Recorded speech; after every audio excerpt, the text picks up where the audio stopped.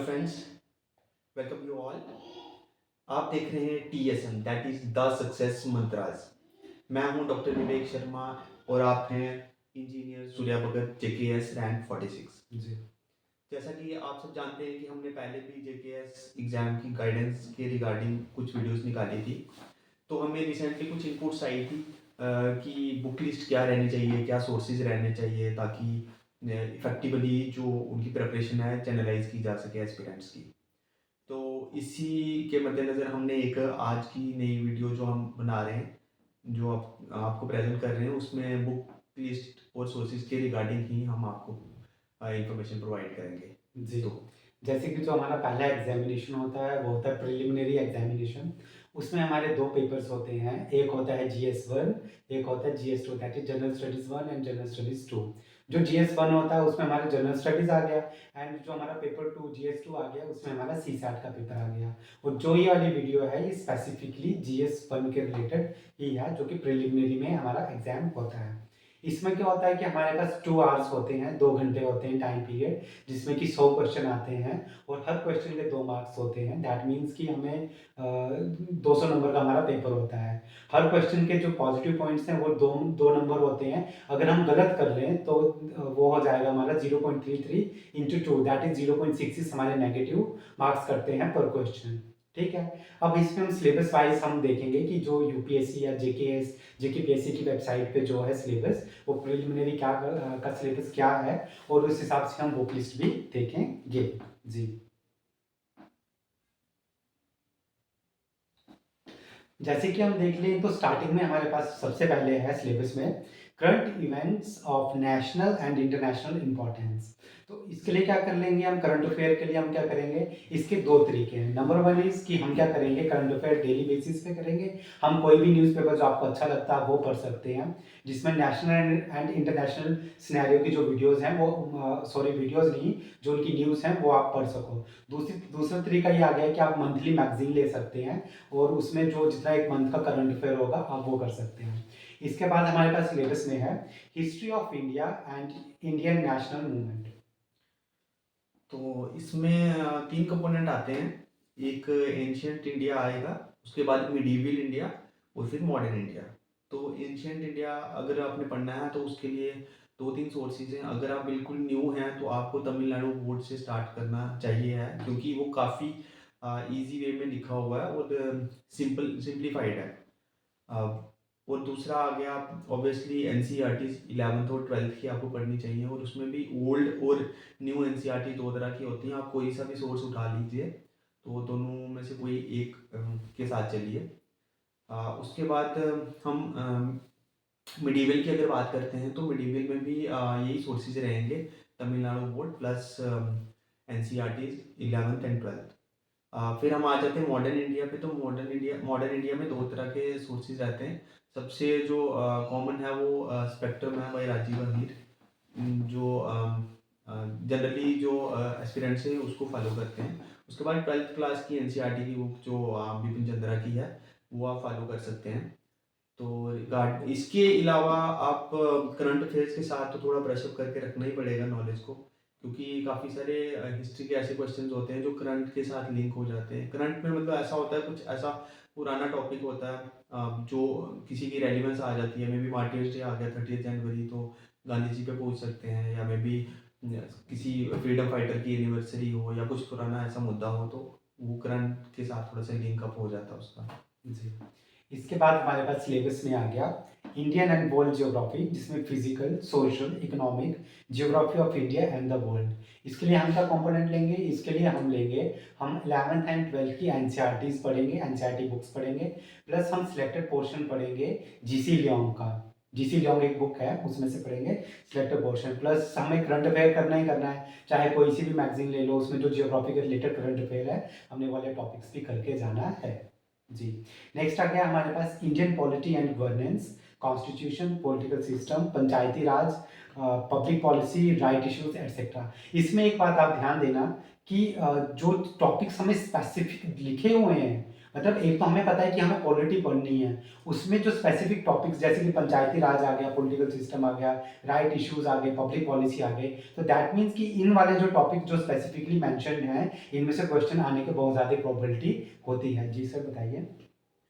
हाँ, बिल्कुल ठीक कहा आपने। और इसमें सोर्सेज़ हैं जो लिमिटेड ही होते हैं, और पर्टिकुलरली जो यूज़ किया जाता है जनरली वो लक्ष्मीकांत की बुक आती है।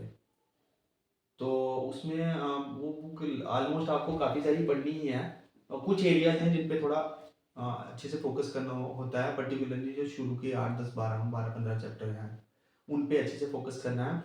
इसके अलावा एनसीईआरटी की एक बुक है 11th सॉरी 12th क्लास की है, वो आपको पढ़नी है। अम, फिर उसके बाद कुछ सोशल जस्टिस के रिगार्डिंग थोड़ा सा पढ़ सकते हैं। रेस्ट आपको करंट अफेयर्स के साथ काफ़ी हद तक इसको लिंक करना है। फिर सुप्रीम कोर्ट की जुरिस्डिक्शन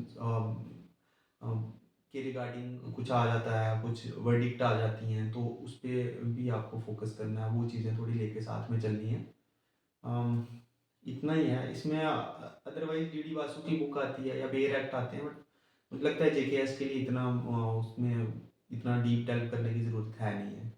जी। नेक्स्ट सिलेबस में आ गया economic and social development, sustainable development, poverty inclusion, demographics, social sector initiatives etcetera. तो इसमें भी बेसिक से अगर स्टार्ट करें तो एनसीईआरटीज़ पे ज़्यादा फोकस किया जाता है, बट एनसीईआरटीज़ में थोड़ी सी टिपिकल टर्म्स होती हैं, तो समझना थोड़ा सा मुश्किल हो जाता है। हालांकि अच्छी बुक्स हैं, बट इसकी जगह पे अगर तमिलनाडु बोर्ड पे अगर ट्राई की जाए तो वो थोड़ा सिंप्लीफाइड है, तो समझना थोड़ा कंपैरेटिवली इजी है। एस्पिरेंट्स की चॉइस है वो किससे जाते हैं। उसके बाद क्योंकि उनमें ज़्यादा कवर नहीं होता है पोर्शन, कुछ बेसिक ही है, तो सिलेबस को थारोली पढ़ने के लिए 2-3 सोर्सेज हैं जो आप पढ़ सकते हो। या तो श्रीराम आईएएस की एक इकोनॉमी का जो पोर्शन है वहाँ से कर सकते हैं, नहीं तो आप मृणाल पटेल सर की जो इकोनॉमी की बुक आती है वो पढ़ सकते हो, या फिर मे बी अगर आप रमेश सिंह पढ़ना चाहते हैं तो वो भी पढ़ सकते हैं, रिसेंट एडिशन। उसमें भी काफ़ी सिंप्लीफाइड है, थोड़ा सा लेंथी हो जाता है, वो एक अलग इशू है। और इसके अलावा जो सबसे इम्पोर्टेंट है वो करंट अफेयर है, इकोनॉमी में तो बहुत ही ज़्यादा रेलिवेंस रहती है उसकी। इसके साथ में जो हमारा बजट आएगा, बजट पे फोकस रखना है, जो इकोनॉमिक सर्वे होगा हमारे पास, उसके ऊपर हमें फोकस रखना है। तो इसके बाद नेक्स्ट आ गया हमारे पास सिलेबस में general issues on environmental ecology, biodiversity and climate change. ठीक है, यही आ गया। तो इसमें डिफरेंट सोर्सेज हैं जो मोस्ट ऑफन जो एस्पिरेंट्स फॉलो करते हैं, वो शंकर आईएएस की जो इन्वायरमेंट की बुक है उसी को फॉलो करते हैं। बट कई लोगों को वो उतनी इंटाइसिंग नहीं रहती है वो जो सोर्स है। जी। तो अगर वैसा है तो आप या तो किसी इंस्टीट्यूट की किसी विजन की जो कंपाइलेशन रहती है किसी इंस्टीट्यूट की रिगार्डिंग इन्वायरमेंट, तो आप वो कर सकते हैं। आप आप एनसीईआरटीज़ का जो कुछ स्पेसिफिक एरियाज हैं, फिजिक्स, केमिस्ट्री, बायोलॉजी, और वहाँ से आप थोड़ा सा कवर कर सकते हैं इसको। और उसके बाद जो सबसे इम्पोर्टेंट सोर्स है वो करंट अफेयर्स है। वो आप जी। न्यूज़पेपर प्लस जो डेली बेसिस पे करंट अफेयर्स किसी वेबसाइट से आपको मिल रहे हैं, या मैगजीन जो आती है, तो उनको फॉलो करें तो आई थिंक सफिशिएंट है इतना। जी, जी, जी, एनवायरनमेंट के लिए इतना सफिशिएंट है। नेक्स्ट आ गया हमारे पास जनरल साइंस, जिसे हम साइंस एंड टेक भी कहते हैं। जनरल साइंस में एनसीईआरटीज़ तो हैं, बट मोस्ट ऑफन उसकी इतनी नीड होती नहीं है, वो करंट अफेयर्स से ही ड्राइव हो जाता है। तो जिनका तो साइंस बैकग्राउंड है, बायोलॉजी बेसिस पे है, या फिर फिजिक्स केमिस्ट्री में है, तो उनके लिए इतनी प्रॉब्लमेटिक होता नहीं है रिगार्डिंग साइंस एंड टेक। तो आर्ट्स बैकग्राउंड से उनके लिए थोड़ा सा हो जाता है। और यूपीएससी में भी यहाँ अगर 2021 के पेपर को छोड़ दो तो जनरली वो थोड़ा करंट ओरिएंटेड ही होता है। उस पर ही थोड़ा सा ज़्यादा स्टैटिक पोर्शन बेस्ड आ गया था साइंस एंड टेक, तो उसके अलावा करंट अफेयर्स पे ही फोकस करना है। जी। और ये आ गया हमारे पास जो जनरल स्टडीज़ पेपर 1 है हमारे पास प्रिलिमिनरी एग्जामिनेशन के लिए, उसका सिलेबस जो हमारे पास ऑफिशियल वेबसाइट्स पे है वो इतना ही है। इसके साथ-साथ हमें क्या करना है, हमें मोस्ट इम्पोर्टेंट जो प्रीवियस ईयर क्वेश्चंस होते हैं, पीवाईक्यू हैं, हमें वो रीड करने हैं, हमें उनकी प्रॉपर एनालिसिस करनी है कि जो एग्ज़ाम का पैटर्न चल रहा है वो किस वे में चल रहा है। वो क्वेश्चंस आ रहे हैं, कितनी डेप्थ में आ रहे हैं, करंट के कितना ओरिएंटेड हैं, स्टैटिक पोर्शन कितना आ रहा है, कितना नहीं आ रहा है, तो प्रीवियस ईयर क्वेश्चंस आपको करने ही करने हैं। हाँ, इसमें एक चीज़ मैं ऐड ऑन करना चाहूँगा, जो अभी तक इन्होंने बताया, जो हमने भी बात करी है, कि जो अभी तक की स्ट्रैटेजी वो लार्जली यूपीएससी पैटर्न पे है, but JKS is entirely different, particularly prelims की अगर हम बात करें तो। क्योंकि यहाँ पे फर्स्ट है कि जो नंबर ऑफ कैंडिडेट्स हैं वो कम होते हैं, कंपैरेटिवली थोड़ा कंपटीशन कम होता है, और प्री में इसका इम्पैक्ट डिफरेंट होता है। जी। और कुछ पर्टिकुलर एरियाज हैं जहाँ की थीम रिपीट्स होती हैं, और मिसलीड का जो कॉन्सेप्ट है वो यहाँ पे बहुत ज़्यादा रहता है कि स्टूडेंट्स को कहा जाता है कि न्यूज़पेपर पढ़ो, न्यूज़पेपर पढ़ो, बट न्यूज़पेपर की उतनी रेलेवेंस जेकेएस में सो फार नहीं है।